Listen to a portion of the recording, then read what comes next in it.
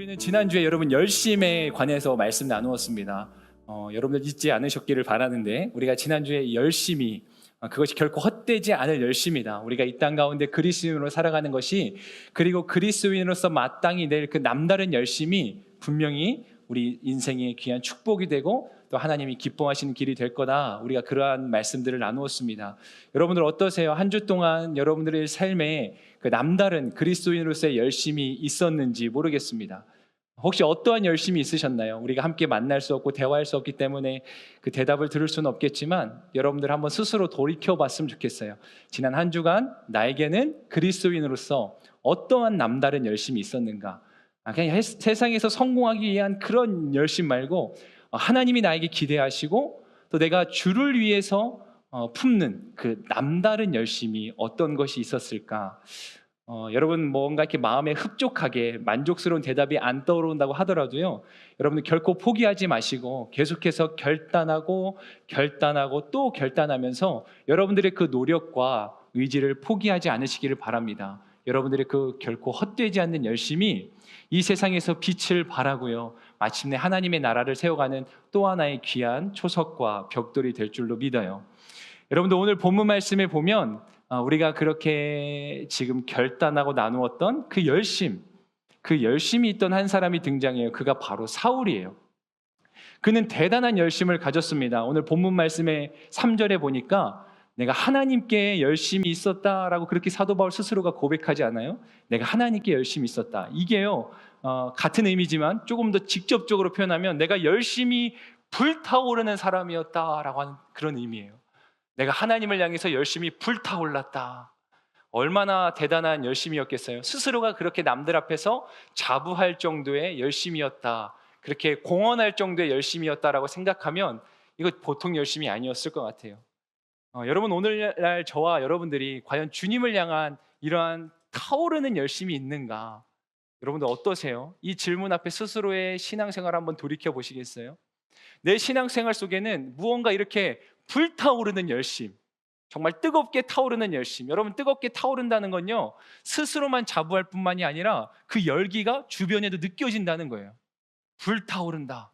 여러분, 그 열기가 주변에 느껴질 만큼의 열심이 있는가? 여러분 어떠신가요? 어영부영한 태도나 아니면 하나만한 섬김, 그리고 뭐 그런 것들 말고요, 정말 바울이 말하는 주님을 향한, 하나님을 향한 주변 사람들이 그 열기를 느낄 만큼의 그 타오르는 열심이 우리 신앙생활에 무엇이 있는가?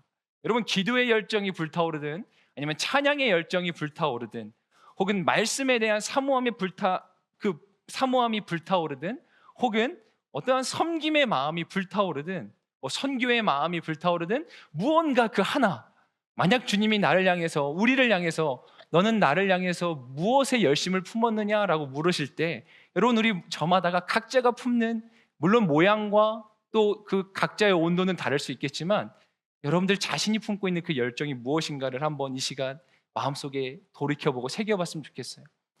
나는 정말 예배를 뜨겁게 드리는 사람이야. 아니면 난 다른 건 몰라도 나는 정말 기도는 뜨겁게 하고 또 뜨겁게 하고 싶은 사람이야.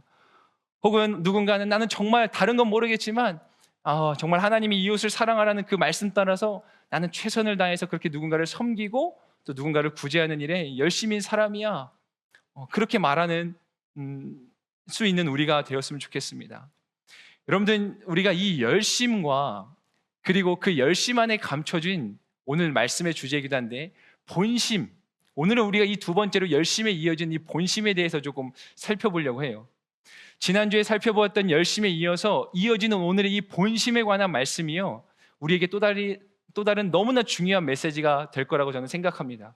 여러분, 열심도 필요하고 너무나 중요하지만 그 열심 안에 담겨진 본심이 너무나 또한 중요하기 때문에 우리가 오늘 이 말씀을 나눠보는 일이 꼭 필요할 것이에요. 불타오르긴 하는데요, 그 안에 담겨있는 본심이 무엇인지를 우리가 돌이켜볼 필요가 있다는 거예요. 진지하게 우리 자신을 좀 들여다봐야 돼요. 여러분, 바울의 고백처럼 정말 하나님께 대해서 그리고 주님을 위한다고 하는 그 열심이 막 불타오르는 것 같은데, 정작 그 안에는요, 그 껍질을 벗겨보면 그게 하나님을 위한 열심이 아니라 전혀 다른 위한 열심일 수 있다는 거예요. 대개는 그 열심이 그 껍질을 까보면 그 속에는 나를 위한 열심일 수 있는 가능성이 너무나 다분합니다. 여러분, 왜 우리가 꼭 신앙생활이 아니더라도 세상을 살아가다 보면 열심과 본심이 하모니를 이루지 못하는 그러한 밸런스가 맞지 않는 경우들을 종종 보게 돼요. 열심을 다하는데 그 열심이 뭔가 본심은 의도가 잘못되거나 삐뚤어진 거라는 거죠. 대인관계에서도 우리는 그런 걸 많이 봐요. 누군가 상대방이 나한테 굉장히 지극정성을 다해서 열심을 다하는 거예요. 근데 처음에는 그 열심이 너무나 고마워 보이고 감동도 되고 저 사람은 정말 나에게 특별한 사람이야. 그런데 웬걸요? 알고 봤더니 나중에는 저 사람이 다 꿍꿍이가 있었던 거예요. 다 그렇게 할 만한 이유가 따로 있었던 거예요. 나를 위한 건 줄 알았더니 나중에 알고 보니까 정작 자기 자신을 위해서 그렇게 열심히 하는 척을 했다라고 하는 것이죠. 여러분, 우리가 그러한 경우를 종종 살아가다 보면 당하게 될 때, 겪게 될 때 여러분, 우리 마음에 드는 상실감이 얼마나 큽니까? 또 그를 향한 배신감은 얼마나 크겠어요? 여러분, 대개 이 본심이란 것은 말하지 못해서 감춰져 있거나 혹은 일부러 속이기 위해서 감춰져 있는 경우들이 많아요. 바꿔 말하면 무슨 말이냐면 그 본심은 대번에 딱 한 번에 알아보기가 쉽지 않다는 거예요. 우리가 서로가 함께 공동체로 신앙생활 할 때 어떤 사람의 모습을 보면 저 사람은 진짜 인정할 만해, 열심히 대단한 사람이야, 엄청난 특심의 사람이야 라고 말할지 모르겠지만 정작 그 안에 숨겨진 본심은 그와는 다를 수도 있다는 거예요. 물론 우리 공동체 안에는 그런 사람이 없을 줄 알지만 여러분, 우리 주변에는 그럴 수 있는 가능성이 너무나 충분합니다. 여러분, 그런데 어떻게 보면 무서울 수 있는 한 가지 사실은 우리는 그렇게 본심을 들여다보기 위해서 때로는 시간도 필요하고 많은 과정이 필요할 수 있지만 하나님만큼은요, 그 본심, 그 중심을 정확하게 꿰뚫어 보는 분이라고 하세요. 여러분, 무언가 열심이 있는데 정작 그 열심이 하나님을 향한 열심이 아니라 하나님이 보실 때 너 다 꿍꿍이가 있는 거구나, 너 그 열심 누구를 위한 열심이야, 자세히 보니까 언뜻 보니까 너 나를 위한 열심이 아닌데 하나님이 마냐? 그렇게 말씀하신다면 그 본심은요, 정말 크게 어긋난 본심일 거고 그 본심으로부터 나오는 열심은 온전한 열심일 수가 없겠죠. 이 본심이라고 하는 말의 사전적 의미는 본래부터 변함없이 그대로 가지고 있었던 마음이래요. 이 본심이란 게 그러니까 우리의 마음의 중심이 때로는 변질될 수도 있는 거예요. 그럼 그게 본심이 아닌 거예요. 변질됐다? 첫 마음과 다르다? 여러분, 오늘 제가 자꾸 심심하니까 여러분 너무 헷갈리시면 안 되는데 우리 초심에서 변하면, 변심이 일어나면 그게 본심이 바뀌었다는 거예요. 첫 마음과 달라졌어요? 그럼 그게 본심이 잘못되고 있다는 거예요. 잘못된 본심이라는 거예요. 또 한 가지 본심의 사전적 의미는 꾸밈 없는, 거짓이 없는 참된 마음이래요. 그러니까 내가 속으로는 나를 위하는 마음이고 속으로는 되게 이기적인 마음인데, 이기심에 가득 찬 마음인데 겉으로는 뭔가 이걸 잘 포장하고 거룩한 척, 사랑이 많은 척 꾸며서 타인을 위하는 척, 배려하는 척, 또 하나님을 위하는 척 그렇게 한다면 그것도 본심이 잘못됐다라고 하는 거예요. 앞서도 말했지만 이 사도 바울이요, 자기는 하나님께 열심히 있었던 사람이었대요. 사실 이 본문의 말씀은 지금 사도 바울이 자신의 신앙을 간증하고 있고 그 유대인들에게 또 하나님을 전하고 있는 그 복음을 전하는 메시지, 그 안에 담긴 간증의 한 부분이거든요. 그러니까 엄밀히 말하면 지금 이 사도 바울은 자신의 과거에 있었던 모습을 그렇게 표현하고 있는 거예요. 내가 하나님께 열심히 있던 사람이었다. 스스로가 하나님에 대한 열정으로 꽉 차 있었다, 불타올랐다, 그렇게 자부했던 사람이 사도 바울이다. 그런데 그가 호련히 빛나는 광명한 빛 가운데 주님을 만났어요. 그리고요, 그 빛 가운데 만난 주님이 어떻게 이 바울을 찾아오셨냐면 사울의 이름을 부르시는 거예요. 이 당시만 해도 이름이 사울이었으니까 말씀에 기록된 것처럼 사울아, 사울아 그렇게 부르셨어요. 이 두 번의 이름을 불렀다는 것은요, 여기에 연민과 애정이 가득 담겨져 있다라고 하는 의미가 있거든요. 사울이 못 들었을까 봐 하나님이 두 번 부른 게 아니고 이 사울을 향한 하나님의 연민, 그 불쌍히 여기는 마음과 또 사랑의 애정의 마음이 담겨져 있는 거예요. 그래서 하나님이 그렇게 부르시는 거예요. 사울아, 사울아. 그때 사울이 자신을 이렇게 사랑 담긴 연민이 가득한 목소리로 부르시는 그 주님의 음성 앞에 사도 바울이 반응한 첫 번째 리액션, 그 반응이 뭐였냐면 누구십니까? 였어요. 누구십니까? Who are you? 지금 나의 이름을 부르시는 당신은 누구시냐는 거예요. 여러분, 물론 여기에는요, 그가 이전에 한 번도 경험해보지 못했던 그 어떤 광명한, 그 호련한 빛이라고 하는 그 특별한 현상 자체가 사도 바울에게 당혹스럽게 느껴졌기 때문에 누구세요? 뭔가 이러한 감정적인 의미가 배어 있을 수도 있겠지만, 그러나 여러분 보세요. 그렇게 열심히 있다고 생각한 자신이었는데 정작 그 열심을 위한 대상인 그 하나님이 주님이 사도 바울을 불렀을 때 누구십니까? 라고 밖에 말하지 못하고 있다는 거예요. 누구십니까? 여러분, 아무리 하나님을 위한 열심이었다라고 하더라도 사도 바울 그의 마음에는 온통 자신의 의, 열심으로 가득했던 거예요. 그게 너무나 대단했던 사람이었어요. 그래서 주를 믿는 사람들을 잡아다가 옥에 가둘 것은 뭐 말할 것도 없고 죽이기까지 했다는 거예요. 그게 사도 바울은 하나님을 위한 열심인 줄 알았던 거예요. 자신의 의로, 자신의 생각으로, 자신의 판단으로 그냥 꽉 차 있었던 거예요. 그런데 정작 그 사람이, 그 대상이 하나님이 사도 바울을 부를 때 사도 바울이 누구십니까? 나 당신 모르겠습니다. 주님이 정작 나타나서 그 이름을 부르실 때 그는 하나님 앞에서, 그 주 앞에서 누구십니까? 라고 밖에 할 수 없었다는 거예요. 여러분, 우리도 얼마든지 이와 같을 수 있지 않겠어요? 여러분, 열심이 없는 것도 큰 문제예요. 사실 코로나로 인해서 우리 가운데 참 많은 무기력함과 또 일상의 많은 것들이 이렇게 막 뒤엉키고 힘들어지면서 사실 이 시대의 현대인들은 그 열심 자체가 사그러져 가는 것도 참 우리에게는 깨어 있어야 될 부분이겠지만, 그런데요, 아무리 열심히 있다고 해도 그 열심이 때로는 하나님이 기뻐하시지 않는 열심일 수 있다는 거예요. 하나님과 무관한 열심일 수 있다는 거예요. 여러분, 그럼 우리가 사도 바울과 다를 게 무엇이 있겠습니까? 우리가 꼭 주를 믿는 사람들을 잡아다가 옥에 가두고 막 교회를 향해서 막 상스러운 욕을 하지 않아도, 욕설을 내뱉지 않아도, 근데 내가 열심히 한다고 하는데 정작 그게 하나님과 무관한 열심이다. 그럼 우리가 사도 바울과 다를 게 무엇일까? 여러분, 우리가 아무리 주님 사랑합니다, 주님밖에 없습니다, 내게는 주님이 필요합니다, 그렇게 고백하고 노래할지 몰라도 정작 그 고백이 나를 만족시키기 위한 고백이라고 한다면, 내 만족을 위한 거라고 한다면 그 고백이 주님 누구십니까와 다를 게 무엇이 있겠냐는 거예요. 우리는 특별히 이 아웃리치의 또 시즌을 보내고 있잖아요. 물론 코로나가 또 이렇게 기승을 부리면서 이게 비대면이 돼서 참 어려워요. 여러분, 그런데 이 열심이라는 것은 평범한 상황 중에 할 수 있는 것보다는 어려운 상황 중에 낼 수 있는 게 열심 아니겠어요? 우리에게 또 열심이 필요한 순간일 수 있어요. 물론 뿐만 이런 상황이 아니어도 우리가 지난 날을 되돌아봐도 많은 청년들이 아웃리치가 된다, 아웃리치를 준비한다 그러면 정말 특심 같은 마음으로 열심 다하는 것을 많이 보게 됩니다. 그런데요, 이게 진짜 열심인지는 아웃리치 현장에 딱 가보면 그때 조금은 드러나기 시작해요. 이런 거죠. 열심히 준비했어요. 그런데 막상 아웃리치 현장에 딱 가서 막 사역을 시작하고 이 일정들이 진행되는데 뭔가 여러 가지 변수들이 막 일어나는 거예요. 여러분, 그 변수라는 건 꼭 우리가 코로나가 아닐 때에도 얼마든지 있었어요. 열심히 준비해간 사역을 거기서 못할 때도 있었고요. 한 번은 제가 어떤 경험이 있었냐면, 조금이라도 우리가 사역비를 아껴보자, 그래서 더 귀한 데 써보자, 그래서 비행기에 싣고 가야 될 짐을, 그 짐이 너무 많았거든요. 그래가지고 막 수백 장의 티셔츠 이런 거를 다 그 배에다 실어서 미리 보낸 거예요. 물품도 다 보냈어요. 그런데 실종됐어요. 어디 갔는지 몰라요. 아무도 찾을 수 없어요. 지금 그 수백 장의 티셔츠가 어디 있는지 아직도 몰라요. 미리 보냈는데 그 짐이 우리가 수중에 찾을 수 없게 된 거예요. 그런 적도 있었고요.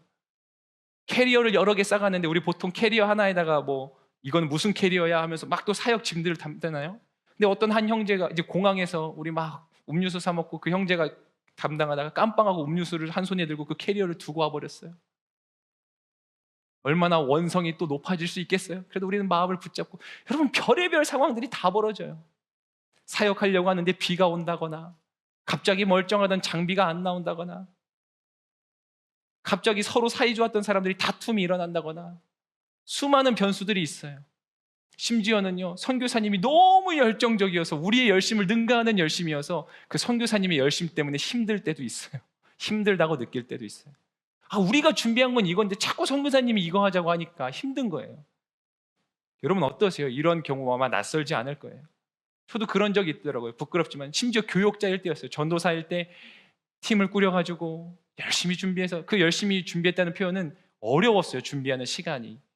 그 팀 자체가 초등학생부터 장년까지 골고루 섞여 있는 팀에다가 제가 부임하자마자 가야 됐던, 사실 제 전임자가 이미 선교의 준비를 시작했고 저는 그 중간에 투입이 되면서 뭐 사람들 이름도 모르겠고 누가 누군지도 모르는데 사역은 해야 되겠고 나는 인솔 교역자 전도사고 참 여러 가지로 쉽지 않았어요. 그런 중에 그 힘든 상황들을 이겨나고 극복해가는 열심을 통해서 잘 준비해서 갔죠. 그런데 그 일본이라는 땅이 제가 생각했던, 저는 그전에는 동남아 지역만 갔다 오다가 처음으로 일본을 간 거였거든요. 아시는 분들은 아시겠지만 너무 환경이 다른 거예요. 일본과 동남아는. 동남아 제가 그전에 갔던 지역은 그냥 한국 사람이 왔다는 것 자체가 이슈예요. 사람들이 몰려들어요. 그리고 작은 선물만 나눠줘도 와, 그러면 뭔가 우리의 사역이 제대로 되고 있구나. 근데 일본에 딱 가니까요, 사람들이 관심도 없어요. 우리가 나눠주는 전도지, 정성스럽게 준비한 선물 관심도 없고요. 열심히 준비한 공연을 하는데 아무도 노방 그 길거리에서 봐주지 않는 거예요. 너무 추웠는데, 겨울이어가지고. 와, 그렇게 한 주간 동안 지냈는데 여기에 왜 온 걸까? 막 이런 생각도 드는 거예요. 그러면서 여러분 스스로를 돌이켜보는 거죠. 내가 무엇을 위해 열심히 했는가? 여러분 가끔 열심히 사역하다 보면은 소위 말하는 현타가 올 때가 있어요. 와, 나만 열심히 하는 것 같아요. 막 공동체 생활하고 하다 보면은 나만 열심히인 것 같아요. 그러면 어김없이 실망이 찾아와요. 근데 잘 생각해 보세요. 그전에는 분명히 이 열심은 주님을 위한 열심이에요 라고 그렇게 아마 고백하면서 시작한 열심이 대부분이었어요. 그런데 사람들이 내 맘 같지 않고 어느 순간 보니까 주위에 아무도 없는 것 같아요. 그런데 아무도 없지 않거든요. 사실은 주님이 우리 옆에 계시는데, 그런데 내 눈에 보여지는 결과물들이 내가 원하는 거랑 모양이 다르니까 실족하고 원망이 찾아오고, 그러면서 우리의 신앙이 점점점 다운되어져 가요. 감사를 잃어버리고 기쁨을 잃어버려요. 분명히 성경에는 인색함으로 하지 말 것을 그렇게 말씀하시고 중심을 다할 것을 말씀하시는데 우리의 마음엔 어느새 인색함으로 꽉 차 있어요. 열심히 하는데요, 누가 아무도 나에게 수고했다고 말해주지 않아요. 저 옆에 있는 사람은 한 번 한 것뿐인데 그 한 번을 사람들이 칭송해주기 시작해요. 내 마음에 없던 불편함이 찾아와요. 나 그렇게 열심히 했는데 왜 나는 안 알아주지? 여러분, 이 모든 순간들이 우리의 열심을 한 번쯤은 점검해 볼 필요가 있다는 것입니다.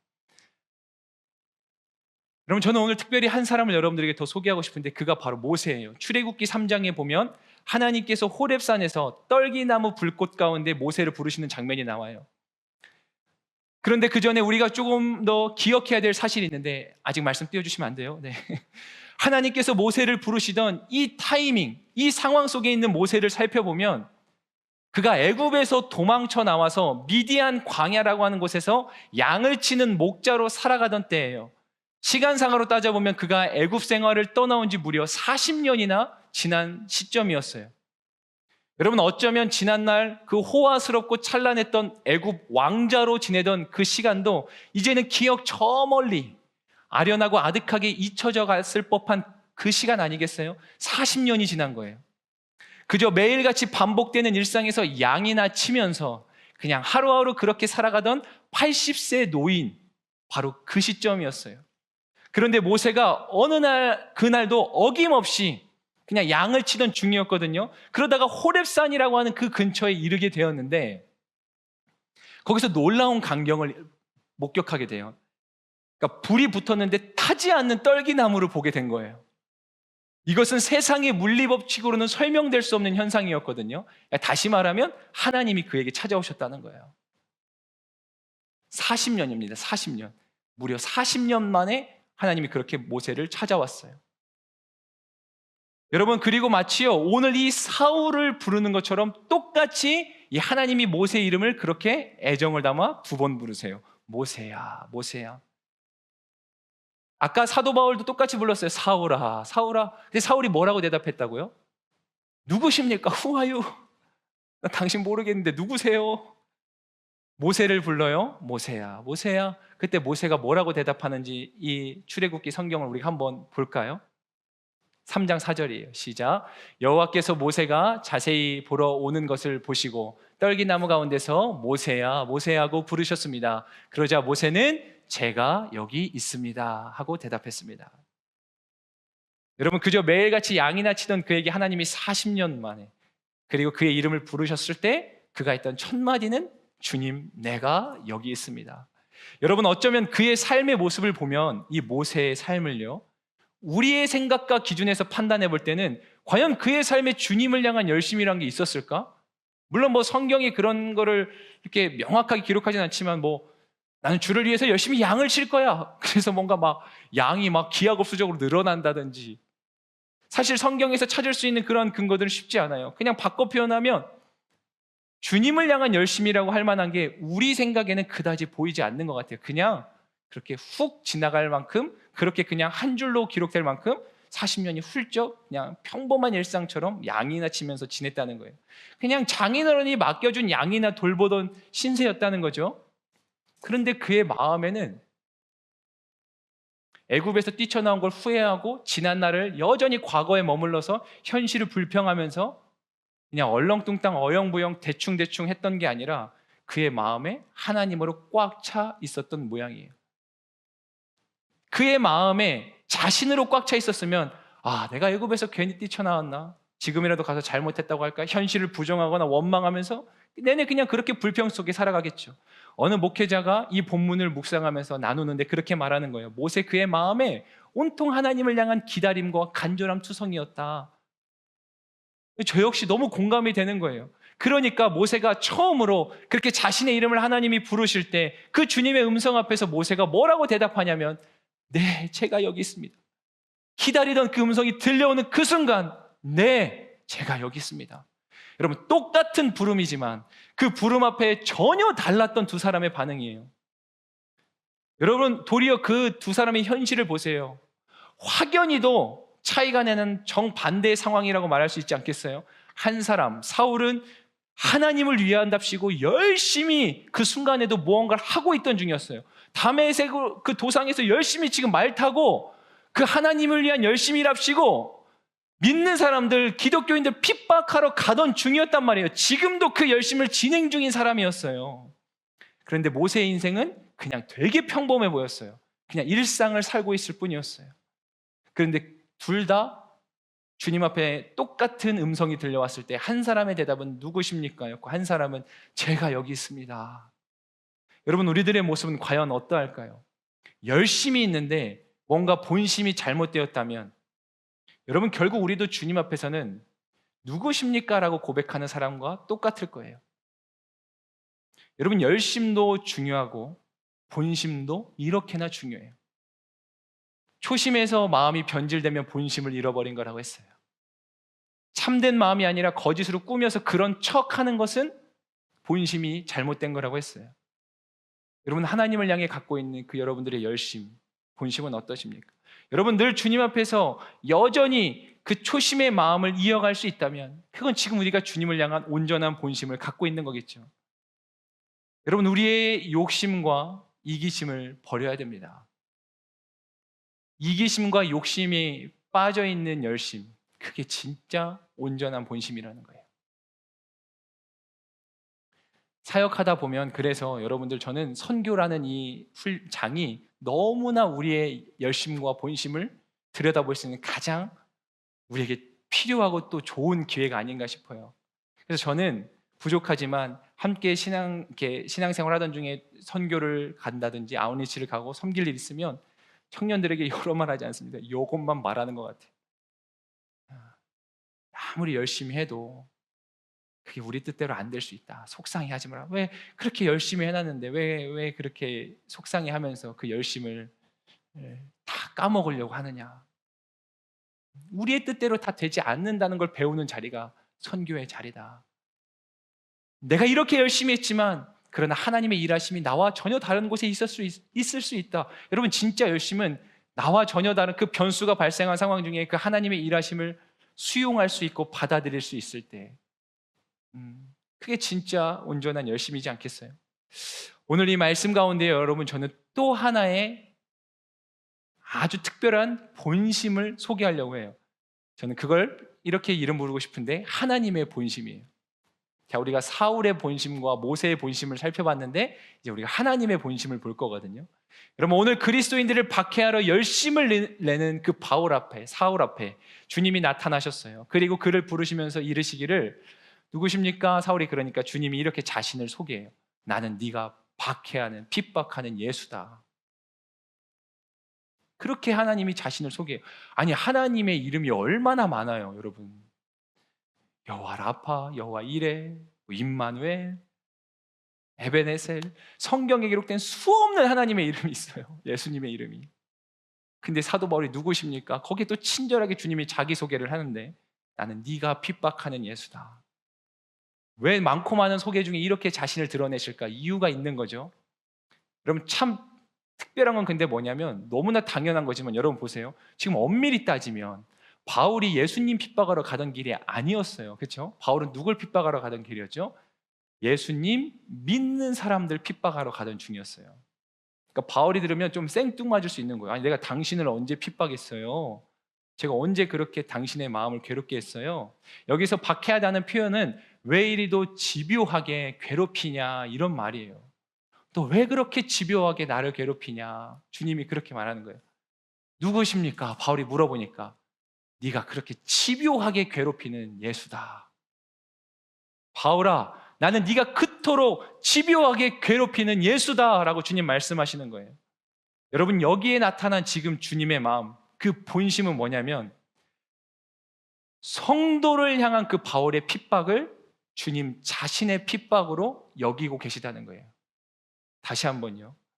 성도를 향한 그 집요했던 바울의 핍박을 주님은 자신을 향한 핍박, 성도가 겪은 그 상처와 아픔을 주님은 자신의 아픔과 상처로 끌어안고 계시다는 거예요. 성도의 고통과 성도의 그 아픔을 모른 채 하시는 게 아니고요, 그 아픔을 주님 당신의 아픔으로 끌어안으신다는 거예요. 여러분, 우리가 진짜 위로라는 거는 그 사람의 아픔을 내 아픔으로 끌어안는 거겠죠. 아무리 그럴듯한 이렇게 막 화려한 말들로 그 사람을 위로한다 한들, 그 마음에는 아무것도 동감하지 않으면 이거야말로 본심이 어긋난 열심에서 나오는 위로일지 몰라요. 진짜 위로는 뭐예요? 아무 말 없어도 그 사람 진짜 마음으로 내 고통을 함께 느껴주면서 같이 울어줄 수 있다면. 여러분, 주님이 우리의 마음을 모른 채 하고, 그리고 성경에 보니까 가끔 그렇게 느껴질 때 있지 않아요? 아니, 주님, 진짜 주님 제 마음을 알기는 아시는 거예요? 나 정말 힘들어 죽겠는데 내가 성경을 펼 때마다 주님 힘을 내라뇨. 아니, 주님이 힘낼 게 없다니까요. 근데 자꾸 목사님이 하는 말은, 우리 믿음의 주변의 동역자들이 내게 들려오는, 그 사람들을 통해 들려오는 말들은, 너 힘내야 된다, 열심히 기도해야 된다. 아니, 지금 내가 듣고 싶은 말은 그런 게 아니라고요. 그러면 이제 우리 점점 주님의 마음을 오해하는 거예요. 하나님 내 마음을 알긴 아세요? 어떻게 아시는 분이 그래요? 여러분, 주님은요 아시니까 그렇게 말씀하시는 거예요. 여러분, 이걸 꼭 기억해야 돼요. 주님이 우리의 마음을 몰라서, 내 아픔의 크기가 어느 정도인지 몰라서 때로는 주님이 우리에게 좀 지나친 걸 요구하시는 건가? 그런 게 아니고요, 주님 누구보다 우리의 아픔과 상처를 자신의 아픔으로 끌어안는 분인 거예요. 나의 아픔을 자신의 아픔으로 끌어안는 사람, 그게 바로 주님이세요. 이러한 어떤 하나님의 본심, 주님의 본심을요, 에레미야 3장 3장 33절에 이렇게 기록해요. 함께 볼까요? 시작. 주께서 인생으로 고생하게 하시며 근심하게 하심은 본심이 아니시로다. 에레미야 29장 11절 말씀도 같이 읽겠습니다. 시작. 여호와의 말이다. 내가 너희를 위해 갖고 있는 계획들을 내가 알고 있으니 그것은 평안을 위한 계획이지 재앙을 위한 것이 아니며 너희에게 미래와 소망을 주기 위한 것이다. 크게 아멘합시다. 아멘. 여러분, 이게 주님의 본심이래요. 주님, 제 인생 왜 이렇게 고생스럽습니까? 왜 이렇게 제 인생에 근심거리가 가득합니까? 하나님, 저를 향한 이 시험은 대체 언제 끝나는 겁니까? 주님이 이렇게 말씀하세요. 야, 안다. 근데 그거 내 본심 아니다. 너 오해하지 마라. 너를 향한 내 생각은 내가 더 잘 알아. 네 인생을 향한 계획은 내가 더 잘 알아. 나는 너에게 평안을 주기 원하지 재앙을 주기 원하지 않아. 나는 너에게 미래와 소망을 주고 싶단다. 여러분, 주님은 오늘도 이러한 본심을 가지고 잃어버린 한 마리의 양을 찾아 나서는 열심으로 우리를 지키고 인도하고 계세요. 저는 이거를 여러분들이 꼭 기억하시면 좋겠어요. 주님이요, 오늘도 이 본심을 가지고 잃어버린 한 마리의 양을 찾아 나서는 열심을 가지고 계시다. 여러분, 우리가 사역하다 보면 그럴 때 있어요. 많은 사람들이 인정을 받고 싶고 또 격려받고 싶으니까 누가 나를 몰라주면 그게 그렇게 서운할 때가 있잖아요. 그런데 여러분, 이 이야기를 제가 전에도 한번 나눴던 것 같아요. 잃어버린 한 마리의 양을 찾아 나설 때 목자가 그 우리에 남겨져 있는 99마리의 양의 입장에서 보면 주님 뭐지? 우리를 버려두고 가시는 건가? 그런 생각들이 들 수 있지 않겠냐는 거예요. 재미있는 상상을 해서요. 아니 주님, 그 잃어버린 한 마리 양은 엄밀히 따지면 그렇게 하나님 속썩이는 양 아니에요? 아니 목자를 속썩이는 양 아니냐고. 아니 이슬할 때 똑바로 안 입고 뜯어먹으라는 풀 잘 뜯어먹고 있어야지. 엄밀히 따지면 그 99마리가 잘하고 있는 사람이란 말이에요. 근데 그 잃어버린 한 마리는 속 썩이던 사람인데 그 목자가 그 한 마리 찾아 나서겠다고 99마리를 방치해두고 있다는 것 같단 말이죠. 여러분, 혹시라도 그런 마음 들면 이건 우리가 주님의 본심을 오해한 겁니다. 크게 오해한 거예요. 하나님이 그 한 마리를 향하는 마음처럼 우리도 그렇게 생각하는 거예요. 야, 내 목자가 한 마리 양을 저렇게까지 생각하는구나. 그 본심으로 지금 나를 저렇게 사랑하고 계시는구나. 그러면 그 99마리 양들은 목자를 향해서 이렇게 말할 수 있겠죠. 이것도 재미있는 상상인데, 목자님 다녀오세요. 빨리 다녀오세요. 우리 여기서 이 울타리 지키고 벗어나지 않고 여기서 기다리고 있을게요. 중보기도 하고 있을게요. 빨리 찾아오세요. 그 형제를, 그 자매를 빨리 찾아오세요. 우리 여기서 잘 지키고 있을게요. 우리 전혀 섭섭하지 않아요. 그러니까 마음 편히 다녀오세요. 우리 걱정은 하지 마세요. 그게 진짜 주님의 본심을 아는 그 양의 마음 아니겠어요? 귀한 여러분, 우리가 열심히 필요합니다. 여러분, 정말 열심히 필요해요. 세대가 거듭 말씀드리지만 계속해서 우리를 진짜 더 잡아먹지 못해서 안달난 것만 같은 상황들이 너무나 많잖아요. 그냥 멍 때리고 어영부영 이 세대의 풍조에 막 휩쓸려 가시면 안 돼요. 안 휩쓸려 가려면 막 힘을 더 기르고 힘 딱 주고 열심을 내야 돼요. 열심을 내야 됩니다. 지금 내가 하고 있는 이 생각과 내가 느끼는 감정이 정말 하나님이 주신 마음이고 감정이고 기뻐하시는 마음인지 콜똘히 생각해 봐야 돼요. 흘러간 대로 살 것이 아니고요. 우리 진짜 열심히 주 앞에서 살아야 돼요. 성공하기 위한 열심 말고 내 인생을 향한 하나님의 뜻을 이루기 위한 열심 말이에요. 여러분, 근데 열심이라고 다 같은 열심이 아니라는 거예요. 여러분들 안에 있는 그 본심이 무언가, 저는 오늘 이 시간 성령께서 여러분들의 그 본심을 조명해 줄 수 있기를 소망합니다. 그래서 여러분, 우리 안에 조금은 부끄럽고 드러내기 힘든 그 연약하고 부끄러운 본심이 있었다면 이 시간 하나님이 기회 주신 거라고 전 믿어요. 하나님 앞에 회개함으로 다시 본심을 바로잡으세요.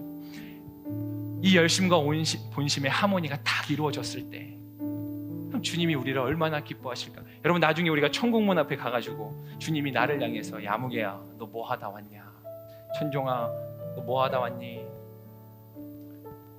제가 생각나는 이름만 우리가 부르니까 여러분 다 이름 넣어서 생각해봐요. 우리 MC들, 은경아 뭐 하다 왔니, 성호야 뭐 하다 왔니, 우리 전사님 이름 제가 불러봐야지. 용태야 뭐 하다 왔니,